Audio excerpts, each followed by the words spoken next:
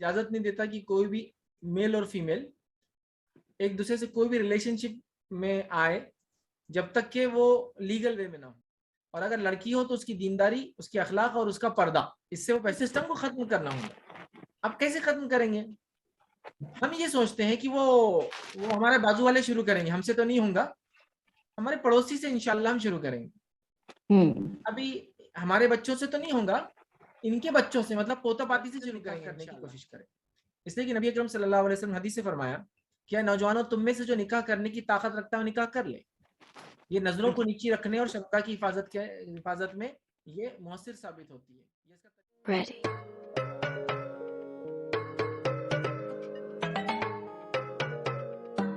میں جیسا کہ آج کل سچویشن ہے، مرد اور عورت سب ایک ساتھ کام کرتے ہیں، جیسا ٹیچر اسکول میں کام کرتے ہیں، امپلائیز ہیں آفیسز میں کام کرتے ہیں، تو شیطانی وسوسے ہمارے دلوں میں آتے رہتے ہیں، یہ نیچرل ہے. تو ایسی سچویشن میں ہم اپنے کام پر توجہ دیتے ہوئے کیسے ان چیزوں سے، ان ایول سے رک سکتے ہیں؟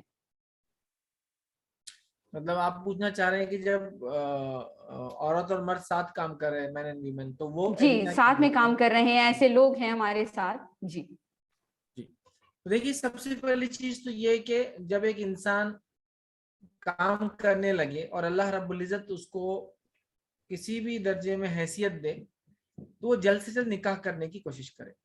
اس لیے کہ نبی اکرم صلی اللہ علیہ وسلم حدیث سے فرمایا کہ نوجوانوں تم میں سے جو نکاح کرنے کی طاقت رکھتا ہے وہ نکاح کر لے. یہ نظروں کو نیچی رکھنے اور شبکہ کی حفاظت میں یہ مؤثر ثابت ہوتی ہے، یہ اس کا طریقہ ہے. اور جو ایسا نہ کر سکے نکاح تو وہ پھر روزے رکھے، چونکہ روزے آنکھ سے ڈھال ہے، یاد رکھے. تو روزہ رکھنے سے بھی انسان جو ہے کنٹرول میں رکھتا ہے اپنے آپ. پہلی چیز تو یہ ہے کہ ہم لوگ کوشش کریں کہ جب ہم جاب سے لگ جائے، کام وغیرہ کرنے لگے تو نکاح کر لیں. ہوتا یہ ہے کہ جاب پہ لگنے کی بات تو نکاح ہوتے لوگوں کے جنرلی جب کام کرتے ہیں، آج کل تو لڑکے کیا لڑکیوں کو بھی دیکھا جاتا ہے کام کر رہی. اب اگر آپ ینگ ہیں اور ان میرڈ ہے، چلیے ینگ نہیں لیکن ان میرڈ ہیں اور ایسے ارینا میں ورک کرتے ہیں، تو پہلی کوشش تو یہ کریں آپ کہ اپنی نظروں کو ہم نیچے رکھنے کی کوشش کریں. ہمیشہ نظروں کی حفاظت اصل ہے، کیونکہ نظروں کے ذریعے ساری چیزیں پھر ذہن میں بھی جاتی ہے اور دل میں بھی آتی ہے.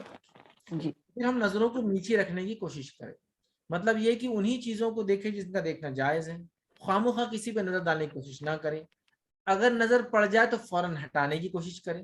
حدیث میں آتا ہے پہلی نظر انسان کی معاف ہوتی ہے، کیونکہ وہ آدمی اس پہ کنٹرول نہیں رکھ سکتا نا، کوئی چیز سامنے آ گئی پھر دیکھ کر اس نے نظر کو پھیرا، معاف ہوتی ہے.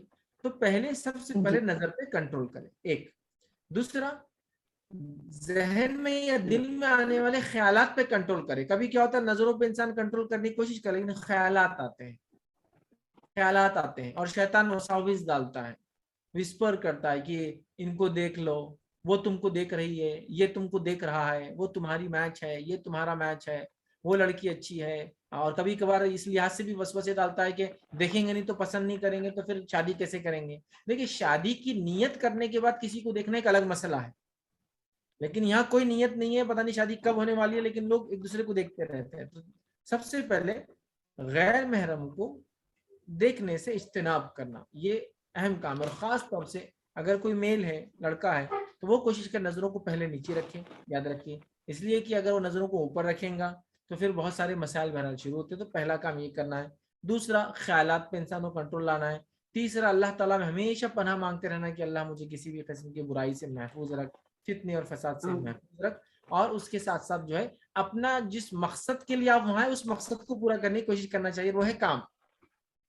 وہ سب سے مین ہے، ٹھیک، یہ کرنا چاہیے. ان نیسیسری غیر محرم سے بات کرنے سے اجتناب کرنا چاہیے. ان نیسیسری غیر محرم کے ساتھ بیٹھ کے کھانا کھانے سے بچنا چاہیے.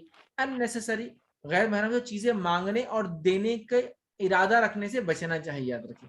تو اگر ہم اس طرح سے اجتناب کریں گے، بچیں گے، تو انشاءاللہ العزیز ہم جو اپنی نفس کو برائی سے اور ایسے ماحول کے اندر جو ایشوز یا مسائل ہوتے ہیں اس سے انشاءاللہ العزیز بچا سکیں گے.